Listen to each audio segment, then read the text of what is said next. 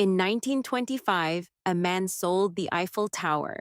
He told rich businessmen that the tower was going to be destroyed, and they believed him.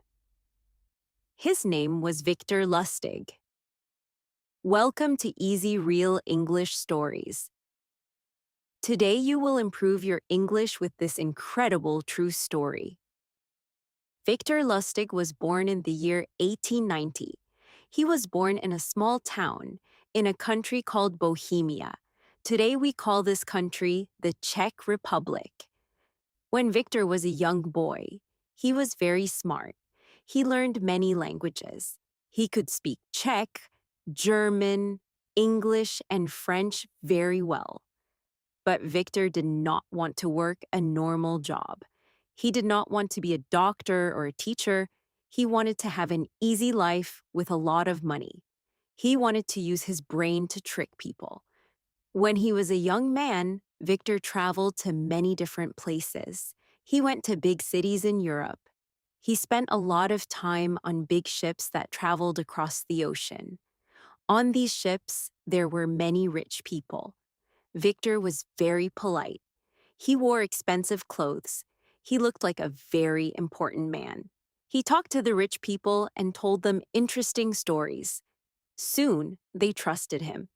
Then, he took their money using simple games and tricks. He was a professional con man. A con man is a person who lies to people to get their money. In the year 1925, Victor went to Paris. At that time, Paris was a very busy city. Life was returning to normal after the Great War. One day, Victor was sitting in a cafe. He was reading a newspaper. He saw a small article about the Eiffel Tower. The article said that the Eiffel Tower was in bad condition. It was very expensive for the city of Paris to keep the tower. The tower needed new paint and many repairs. Some people in the city thought the tower should be removed. They thought it was ugly and too old. When Victor read this, he had a big idea. It was a very crazy idea. He thought, maybe I can sell the Eiffel Tower. Victor knew he needed to be very careful. He could not just go to the tower and sell it. He needed a plan. First, he went to a printer. He asked the printer to make some official government paper. The paper had the logo of the French government on it. Then he wrote letters to 6 men. These men were all scrap metal dealers. They bought old metal and sold it to factories. In the letters, Victor used a fake name. He called himself the deputy director of the Ministry of Posts and Telegraphs. He invited the 6 men to a meeting at a very expensive hotel in Paris. The hotel was called the Hôtel de Crillon. It was a place for very rich and powerful people. The 6 businessmen arrived at the hotel. They were very curious. Why did the government want to talk to them? Victor met them in a private room. He looked very serious. He told them a secret. "Gentlemen," Victor said, "I have invited you here because you are the best businessmen in Paris. I have a very important secret to tell you. The government has decided to destroy the Eiffel Tower. It is too expensive to fix. We want to sell the metal from the tower. There are 7,000 tons of iron. We want to sell it to one of you." The men were very surprised. The Eiffel Tower was the most famous building in Paris. But Victor was very calm. He told them that the public did not know about this yet. He said the government wanted to keep it a secret because people might be angry. He told the men to keep the secret too. Victor took the men to the Eiffel Tower in a big car. He showed them the tower. He looked at the rust on the metal. He spoke like a real government worker. The men believed him. They all wanted to buy the tower. They thought they could make a lot of money by selling the iron. Among the 6 men, there was a man named André Poisson. André was new to the business world in Paris. He wanted to be a famous and successful businessman. He wanted the other businessmen to respect him. Victor saw this. He knew that Andre was the perfect person for his trick. After the tour, Victor asked the men to send him their offers for the tower. He said he would choose the best price. A few days later, Andre Poisson came to see Victor at the hotel. Andre wanted to win the contract, but Andre was also a little bit worried. He thought, why is this secret? Why are we meeting in a hotel and not in a government office? Victor was very smart. He saw that Andre was suspicious. So Victor changed his plan. He started to act like a person who wanted a bribe. A bribe is when you give someone secret money to help you. Victor told Andre, "You know, my job as a government worker is very difficult. I do not earn a lot of money. I need more money for my lifestyle." When Andre heard this, he felt better. In those days, many government workers took bribes. Andre thought, now I understand. He is not a fake. He is just a worker who wants extra money. So, Andre Poisson gave Victor a large amount of money for the bribe. Then he also gave Victor a big check for the Eiffel Tower. Victor took the money and the check. He told Andre that he had won the tower. He gave Andre some fake papers. As soon as Andre left, Victor went to the bank and got the cash. He did not go to his home. He went to the train station. He took a train to Austria. He waited to see the news in the newspapers. He expected to see his name and his picture. He thought the police would look for him. But days went by and nothing happened. There was no news about the Eiffel Tower. Why? Because Andre Poisson was too embarrassed. He realized that Victor was a liar.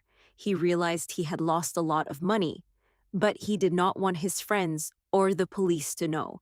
He did not want people to laugh at him. So Andre said nothing. Victor was very happy. He had a lot of money, and the police were not looking for him. 6 months later, Victor did something very bold. He went back to Paris. He decided to try the same trick again. He invited 6 different scrap metal dealers to the same hotel. He told them the same story. He showed them the tower. He waited for their offers. But this time, things were different. One of the businessmen went to the police. He thought the story was very strange. Victor found out that the police were coming. He did not stay to talk to them. He quickly left Paris. He did not sell the tower a second time, but he escaped safely. This time, he went to America. In America, Victor continued to trick people. He had many different names. One of his most famous tricks was called the money box. It was a small wooden box. Victor told people that the box was a machine that could print money. He would show the box to a rich person. He would put a blank piece of paper inside the box. He would wait for 6 hours. Then a real $100 bill would come out of the box. The person would be very excited. They would ask to buy the box. Victor would say, "No, it is too valuable. It takes 6 hours to make one bill. I cannot sell it." But eventually, he would pretend to change his mind. He would sell the box for a very high price, sometimes $30,000. Then Victor would leave the city. The person who bought the box would wait 6 hours. A second $100 bill would come out. But then the box would stop working. The box only had 2 real bills inside. The rest was just blank paper. By the time the person knew the truth, Victor was far away. Victor was so confident that he even tried to trick Al Capone. Al Capone was a very famous and dangerous criminal in Chicago. Most people were afraid of him, but Victor was not afraid. Victor went to Al Capone and asked for $50,000. He said he had a great plan to double the money.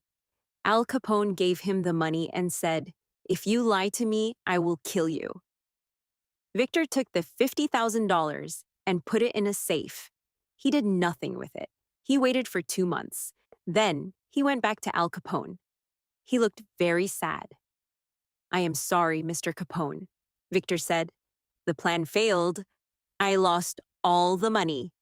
Then Victor took $5,000 of his own money and gave it to Capone. He said, "I am a man of honor. Here is some of the money back." Al Capone was surprised.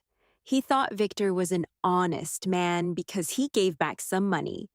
Capone gave the $5,000 back to Victor and said, "You are a good man. Take this." Victor left with $5,000. He did not double the money, but he got $5,000 for doing nothing. He knew that Al Capone was too dangerous to trick for a lot of money. He just wanted to see if he could do it. For many years, Victor Lustig was one of the most wanted men in America. He made a lot of fake money. This is called counterfeiting. He made so much fake money that the government was worried. It was hurting the American economy. In the year 1935, the police finally caught him in New York. They found him because of a phone call from a woman. She was angry with him. The police found his secret keys and his fake money. They put him in a prison in New York. But Victor was very clever. Before his trial, he escaped from the prison. He used a long rope made of bed sheets. He climbed down the outside of the building. He even pretended to be a window cleaner while he was climbing down. People on the street saw him, but they thought he was just a worker. The police caught him again 27 days later. This time, they were very careful. They sent him to a very famous prison called Alcatraz. Alcatraz was on a small island in the ocean near San Francisco. It was a prison for the most dangerous criminals. It was almost impossible to escape from Alcatraz. Victor Lustig stayed in Alcatraz for many years. He was not a rich man anymore. He did not have his expensive clothes or his hotel rooms. He was just a prisoner. In 1947, Victor became very sick. He was moved to a hospital for prisoners. He died there at the age of 57. When he died, the police found something interesting. On his death certificate, his job was listed as apprentice salesman. This was a joke, perhaps his last trick. The man who sold the Eiffel Tower died in a prison hospital, but his story became a legend. He is remembered as one of the greatest con men in history. Have you heard about the man who sold the Eiffel Tower before? Let me know in the comments. This was today's story on Easy Real English Stories. Every week, we learn English through real and interesting stories. Don't forget to subscribe and see you in the next story.